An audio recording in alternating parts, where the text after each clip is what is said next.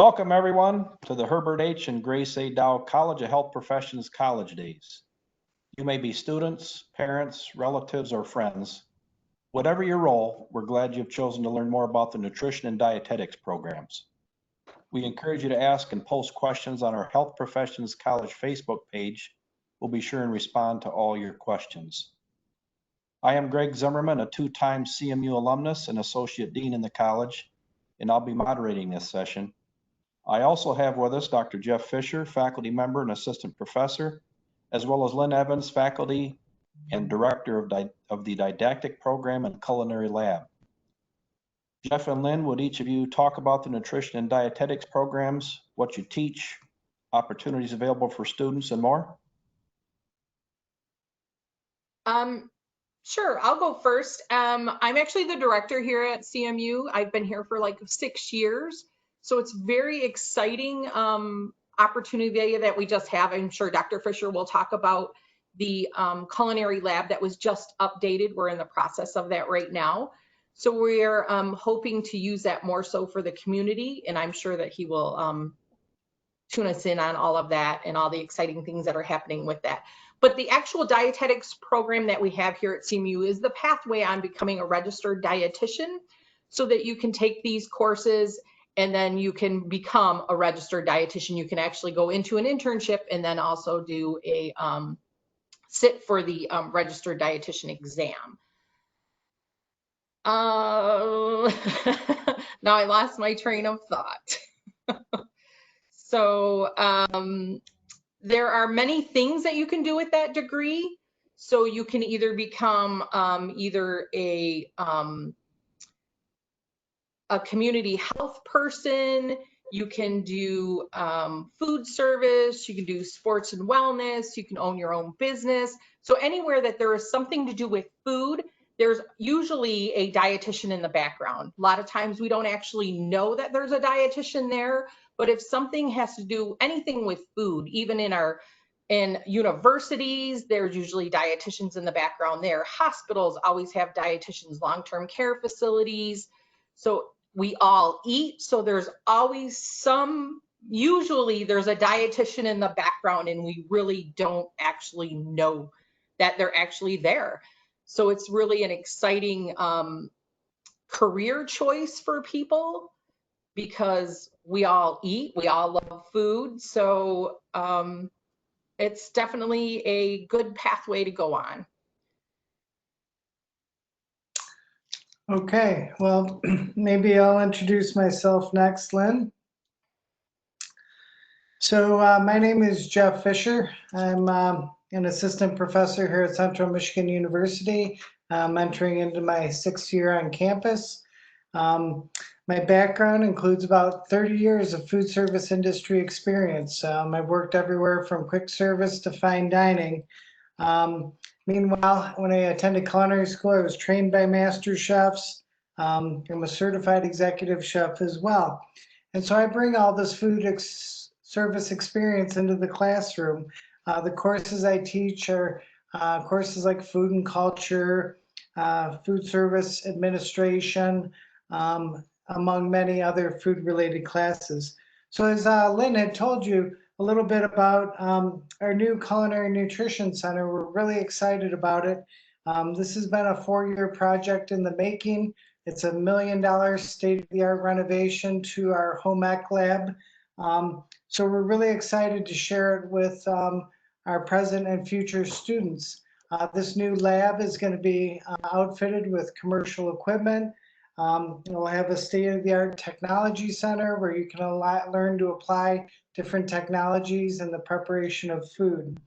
But more importantly, it gives future dietitians a chance to work hands-on with the food that they're learning about in their nutrition and dietetics courses, to actually apply theory to practice in the preparation of healthy and nutrition foods. So we're really excited about this lab. It will be open for the fall of 2020 semester, and we can't wait to share it with you, future students in dietetics and nutrition. So Lynn, maybe you could tell them a little bit about some of the majors that our dietetics and nutrition programs would complement. So some of the minors that they would complement actually would be like psychology is a good minor that they would complement, because a lot of people like to get into eating disorders. So making sure that they have that psychology background is always good. Sustainability and environment is also a good one, because a lot of people are more into that whole sustainability project now that's going on with a lot of the food services. Community health, so they could go work with health departments, with women, infant, and children. They could always use that. Business administration is also another good minor in case they want to hang their own sign and do their own practice. They could become their own practitioner. Some of them want to go more into biology, knowing the background more of the biology and how all of the food affects our bodies more so. So biology is also another good one. Another thing that a lot of people use our degree for is going into the PA program. We are very good at going into for the PA program. We're a good stepping stone for that, because we have a lot of the chemistry and the science background that they do need for that. So it is also good for them to have that experience going into that PA program with our background. So what I'm hearing, I think our nutrition and dietetics degrees really would be a complement to just about any major. If somebody's interested in food and nutrition, I think the lessons that you learn would serve you for a lifetime. As far as careers, now I got to tell you, most of the students, when I meet them for the first time and I tell them I'm in food service, and most students want to become clinical dietitians. Well, there's a lot of opportunities in food service for a dietitian that are often overlooked. Today, we're seeing sports teams, multi-unit national restaurant chains are all hiring dietitians. A lot of it is in response to laws regarding the labeling of food. And so they need to hire an expert in these areas. So besides the traditional routes of being a clinician or working in a long-term healthcare facility or a hospital, there's an amazing array of opportunities available in the food service industry to dietitians as well. Lynn, maybe you could go into a few more of the traditional areas or career paths that dietitians take. Well, like I had mentioned before, a lot of them go into clinician is the big one. And like I said before, anywhere that there's food involved, there's usually a dietitian there. So community public health, consulting, like you had said, for food companies is really huge. Private practice, a lot of them want to hang their own sign, go into private practice, talk about helping people with their diabetes, weight loss, lowering their cholesterol, heart disease, so we could help them with all of those specific diets. Food service, like you had mentioned, research, working for food companies, sports and wellness, connecting that platform between food, fitness, and wellness. That's also really huge, helping people like with athletics. But I mean, there's a big push now for sports teams to have a dietitian on staff. Those are dream jobs, which are great, and they're more and more athletic departments do want dietitians there, but there's also just the athlete that wants to make sure that their performance is better. So we work with them a lot.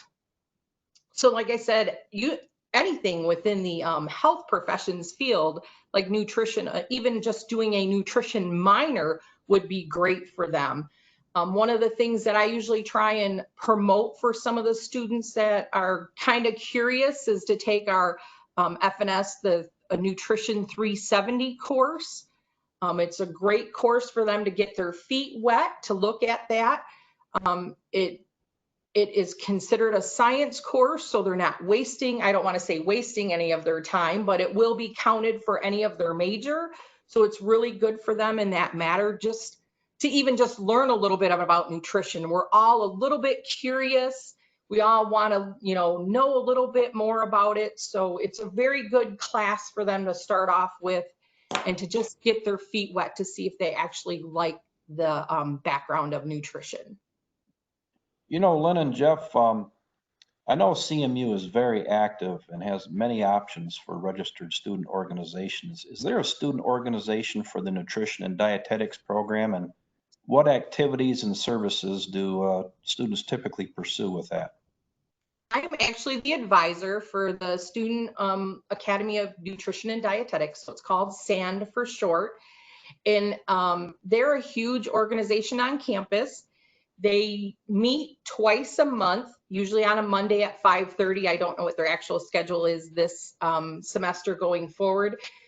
With the whole thing going on, we did continue meetings on WebEx.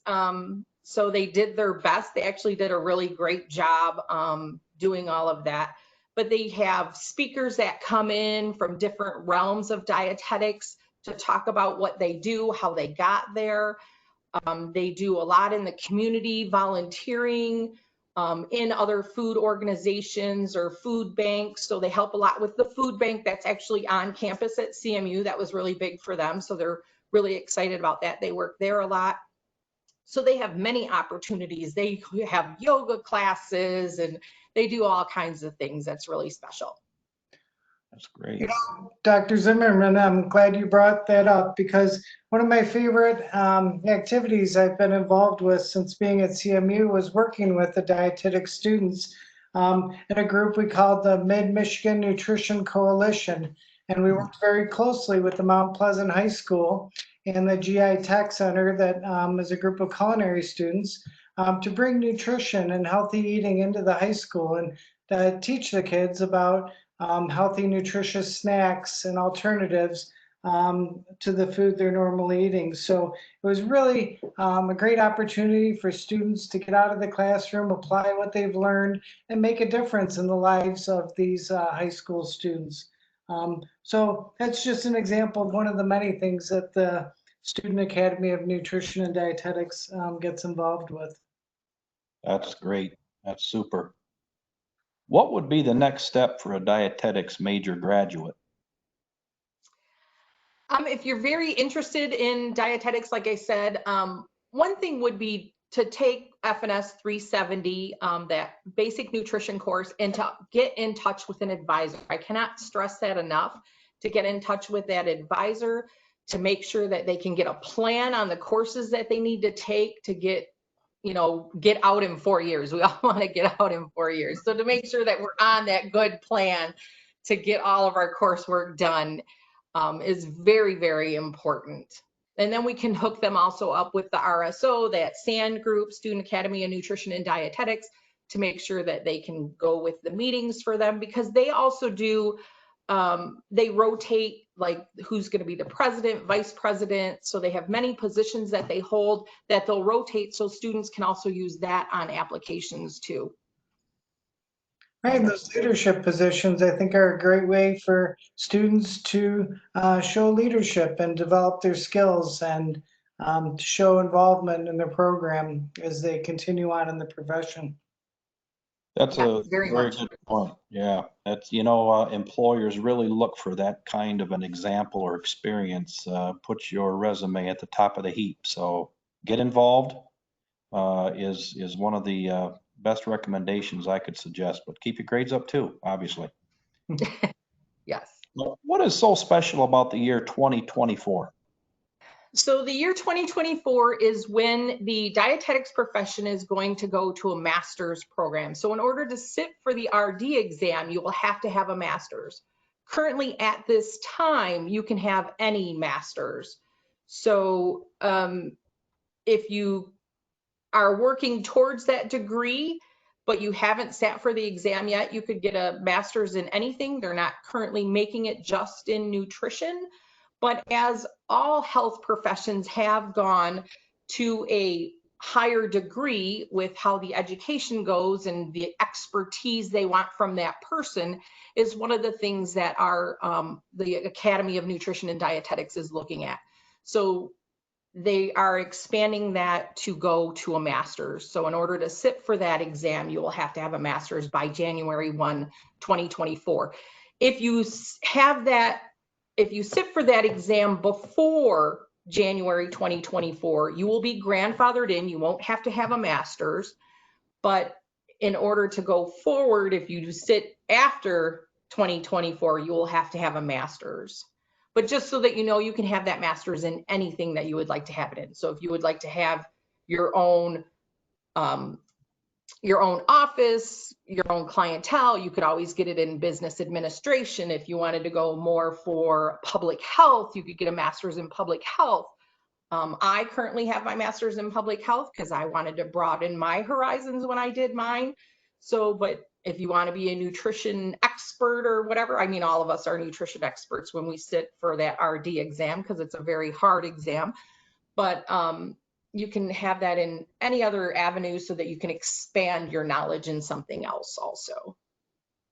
So Lynn, while you can get a master's in just about any subject, I think one of the strengths of our undergraduate program is that it's an accredited DPD program. And a future dietitian must get the DPD certificate stating that they took the required number of courses to prepare them. And I think that's what was a standout or a strength of our undergraduate program is we'll provide future students with all of the coursework and the DPD certificate upon graduation from our undergraduate program. A couple other things I just wanted to mention about our internship. CMU is one of the best dietetic programs in the state. And one of the reasons for that is our strong network of alumni that are placed throughout the state at health care facilities. And so when setting up an internship or applying for one, our match rate is usually much higher than the national average because of this network of alumni that are working throughout the state. Maybe you could touch on a little bit of that. We actually have a very high match rate for our graduates that apply for internships. We're well over 80%. The national average sits well below 50. So we want them to have the grades. So we're really stress the grades and how we put those through those courses. And we also, with the RSO, the SAN group, you know, when we talked about being president, vice president, we make sure that they have opportunities for that also so that they can put those on those internship applications. So that's why our match rate is currently so high, because we do stress, you know, getting into professional phase. We make them do like a small application process, which would be just like doing DICUS, which is the match program that everybody has to load on to get matched with an internship.